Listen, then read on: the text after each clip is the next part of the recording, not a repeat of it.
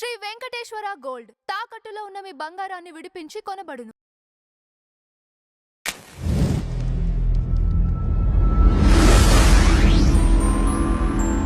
Sir నమస్కారం. శ్రీమాత్రే నమః. సార్ కార్తీక మాసం మొదలైంది. అసలు కార్తీక మాసం యొక్క విశిష్టత ఏంటి? ఈ మాసంలో చేయవలసిన పూజలు కానివ్వండి, లేకపోతే కొన్ని ప్రత్యేకంగా చేస్తుంటారు, వనభోజనాలు అని, ఇట్లాంటివి. వీటికి ఉన్న ప్రాముఖ్యత ఏంటి? తప్పకుండా అమ్మా. సూర్య భగవానుడు తులారాశిలో సంచరించేటప్పుడు వచ్చేది కార్తీక మాసం. ఓకే. కార్తీక దామోదరుణ్ణి పూజిస్తారు కార్తీక మాసంలో. అయితే ఈ కార్తీక మాసానికి ఉండేటువంటి ప్రత్యేకమైనటువంటిది ఏమిటంటే కార్తీక దీపం వెలిగించడము, కార్తీక దీపాన్ని అంటే దీపాన్ని దానంగా ఇవ్వడము, ఇవి ఎక్కువగా చేస్తుంటాం. అయితే ఉదయం నిద్ర లేచిన వెంటనే వీలైనంత మట్టుకు నదీ స్నానం చేయమంటారు. నదీ స్నానం కుదరలేదు, మనకి ఇప్పుడు సిటీలో ఉన్నాం, హైదరాబాద్లో. ఇప్పుడు ఎక్కడ నదులు ఎక్కడ ఉన్నాయి? పోయి ట్యాంక్ బండ్లో చేయలేము పోయి కదా. కాబట్టి ఏంటంటే ఆ నీళ్ళే తీసుకొని అదే గంగా యమున గోదావరి అని అనుకొని భక్తి శ్రద్ధలతో పూజ చేయడం ఒకటి. సూర్యోదయానికి 48 నిమిషాల ముందే మీరు దీపాన్ని వెలిగించాలి. ఉదయం పూట సూర్యోదయానికి 48 నిమిషాల ముందు, ఒక 50 నిమిషాల ముందు అనుకోండి రఫ్గా. సూర్యాస్తమం అయిన తర్వాత 45 నిమిషాల తర్వాత దీపం వెలిగించాలి. కార్తీక దీపం అంటే చుక్కలు ఉండాలి ఆకాశంలో, స్టార్స్ ఉండగా వెలిగించే సమయం అదంతా కూడా. ఈ కార్తీక దామోదరుడు అంటే మహావిష్ణువుని ఆరాధిస్తారు ఈ యొక్క మాసంలో. ఈ యొక్క మాసంలో కార్తీక మాసం అంటే కేవలం ఏదో కార్తీక దామోదరునే కాకుండా మీరు పితృకర్మలు చేయడం వల్ల కూడా మంచి ఫలితాలు వస్తాయని చెప్తుంది శాస్త్రం. అలాగే ఖచ్చితంగా ఎవరికైనా ఒక అతిథికి భోజనం పెట్టాలి కార్తీక మాసంలో మధ్యాహ్న సమయంలో.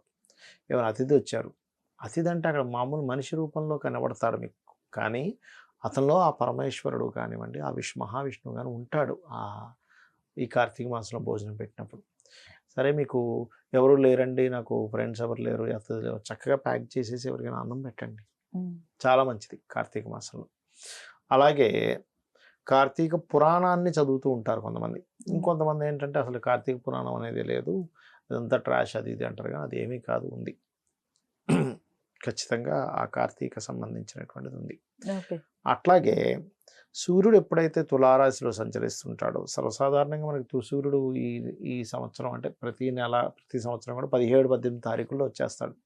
అప్పటికి ఇంకా మనకి కార్తీక మాసం రాలేదు చెప్పాలంటే, మొన్న అమావాస్య తర్వాత వచ్చింది. కానీ తులారాశిలో ప్రవేశించగానే కార్తీక స్నానం చేయొచ్చు.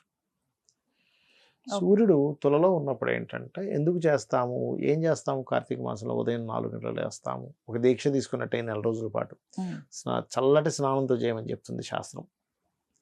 అలాగే దీపం వెలిగించేటప్పుడు కూడా అంటే రకరకాల నూనెలు ఉంటాయి కదా, అందులో గొప్పది ఆవు నెయ్యి అని చెప్పింది శాస్త్రం. గొప్పవి ఏంటంటే ఆవు నెయ్యి, నువ్వుల నూనె, ఈ రెండు ప్రధానంగా తీసుకోమన్నది. ఇంకా దాని తర్వాత మీరు పల్లి నూనె వాడతారా, కొబ్బరి నూనె వాడతారు, రకరకాల దినుసులతో నువ్వులు ఉంటాయి. ఇవన్నీ కూడా మధ్యమం లేదా ఇంకా అధమంలోకి వెళ్తాయి. కానీ మీకు ఆవు నెయ్యి ప్రధానం. ఆవు నెయ్యి దొరకనటువంటి వారు నువ్వుల నూనె ప్రధానం. మీకు ఆవు నెయ్యి దొరకడం కొంచెం కష్టం అవ్వచ్చు, కానీ నువ్వులు తీసుకెళ్ళి వాళ్ళ రేపు మనకి ఆడించి ఇచ్చేవి చాలా వచ్చేసాయి సిటీలో, చక్కగా నువ్వుల నూనె తెచ్చుకొని చేసుకోండి. ఇక్కడ ఏమిటంటే ఈ 2 నూనెలతో చేసేటువంటి దానివల్ల కొన్ని ఫలితాలు ఉంటాయి. ఆవు నెయ్యితో కనుక మీరు దీపాన్ని వెలిగిస్తే పుణ్యము, గురుబలము పెరుగుతుంది. నువ్వుల నూనెతో కనుక మీరు దీపాన్ని వెలిగించినట్లయితే కర్మ తొలగుతుంది, శని దోషాలు తగ్గుతాయి. అలాగే చాలామంది ఈ దీపదానం అంటూ ఉంటారు, దీపదానాన్ని ఇస్తూ ఉంటారు. దీపదానం ఇచ్చేటప్పుడు కూడా ఈ బియ్యపు పిండితో తయారు చేసినటువంటి ఒక దీన్ని తయారు చేసి, దీపం కుందె ఉంటుంది, దీపం కుందెని కొంచెం పెద్ద తయారు చేసి అందులో ఆవు నెయ్యి వేసి దీపం వెలుగుతుండగా దానం ఇవ్వాలని చెప్తుంది శాస్త్రం. ఓకే, అదొకటి. అలాగే ఈ కార్తీక మాసంలో ఉపవాసాలు, నక్తము అంటే చుక్కను చూసి భోజనం చేయడము, ఇలాంటివన్నీ చేస్తూ ఉంటారు. ఇవన్నీ కూడా చాలా మంచిది. ఎందుకండి, ఎందుకు ఉపవాసం ఉండాలి కార్తీక మాసంలో? దీనికి ఏదైనా రీజన్ ఉందా అంటే, మనకి అరుగుదల, మనం ఏదైతే ఫుడ్ తీసుకుంటామో ఈ ఫుడ్ని డైజెస్ట్ చేసేటువంటి కారకుడు ఎవరు అంటే మన జన్మజాతకంలో సూర్యభగవానుడు. సూర్యుడిని డైజెస్టివ్ పార్ట్గా తీసుకుంటారు, సూర్యుడిని గుండెగా తీసుకుంటారు, హార్ట్ సంబంధం. అందుకే చూడండి, ఎవరికైనా జన్మజాతకంలో కనుక సూర్య రాశి పాడైనా, సూర్యుడు పాడైనా వాళ్ళకి డైజెస్టివ్ ఇష్యూస్ వస్తాయి. కడుపులో ఎలాగో ఉందండి, ఏం తిన్నా పడట్లేదండి అంటూ ఉంటారు. సింహరాశిలో పాపగ్రహాలు ఉన్నా, లేకపోతే సూర్యుడు పాడైనా మీరు గమనించండి, లేకపోతే పంచమ స్థానం పాడైనా వాళ్ళకి డైజెషన్ ఇష్యూస్ ఎక్కువగా ఉంటాయి. జాతకంలో మేము చెప్తుంటాం కదా చూసి. అలాంటిది సూర్యభగవానుడు ఇప్పుడు నీచంలో ఉంటాడు, ఇప్పుడు తులారాశిలో ఉంటాడు. అంటే ఏమిటి, డైజెస్టివ్ సిస్టమ్కి నువ్వు ఎంత తక్కువ ఫుడ్ ఇస్తే అంత మంచిది. ఓకే. కడుపులో ఎలాగ ఉందని అంటే ఏం చెప్తాం, ఇంకా తినను అన్నావు, ఒకరోజు ఆగు, ఏం తినకు అంటాం, అవునా కదా. అవును. అలాంటప్పుడు మీరు ఎప్పుడైతే ఇది చేస్తారో, ఇంకోటి ఏంటి, సూర్యుడు హార్ట్కి కారకుడు అని చెప్పాం. చల్లనీళ్ళతో కనుక మనం స్నానం చేస్తే శాస్త్రం ఏం చెప్తుందంటే చల్లనీళ్ళతో స్నానం చేయాలి కార్తీక మాసంలో. రోగగ్రస్తులకి, ముసలి వాళ్ళకి, చిన్నపిల్లలకి సంబంధం కాదు ఇది. ఓకే. వాళ్ళు గోరువెచ్చని నీళ్ళతో చేసుకోవచ్చు. చేస్తే ఏమవుతుందంటే చల్లటి నీళ్ళు మీకు హార్ట్ ప్రాబ్లమ్స్ రాకుండా చేస్తుంది. సూర్యభగవానుడు హార్ట్కి కారకుడు జ్యోతిష్ శాస్త్రరీత్యా. ఆయన నీచంలో ఉన్నప్పుడు హార్ట్ ఇష్యూస్ రావడానికి ఎక్కువ ఛాన్సెస్ ఉంటాయి. అందుకని మనం ఎప్పుడైతే చల్లనీళ్ళతో చేస్తాం బ్లాకేజ్ క్లియర్ అవుతాయి. మనం జల్లు మంట చూసారు బాడీ ఒకసారి, బ్లాకేజ్ క్లియర్ అవుతాయి. వాటి మూలంగా ఈ క్లియర్ అవుతాయని మన వాళ్ళు అన్నీ కలిపి ప్రతి పూజని, ప్రతి వ్రతాన్ని, ప్రతి నోముని, అలాగే ఇలాంటి మాసాలని డిజైన్ చేశారు. అది ఇక ఇందులో కొంతమంది శివాలయానికి వెళ్ళాలి కార్తీక మాసంలో అంటే, కొంతమంది విష్ణు ఆలయానికి వెళ్ళరు. ఏ ఆలయానికైనా వెళ్ళొచ్చు. కాకపోతే విష్ణువుని ఖచ్చితంగా పూజిస్తారు కార్తీక దామోదరుడు అనేటువంటి దీంతో. అది ఓకే.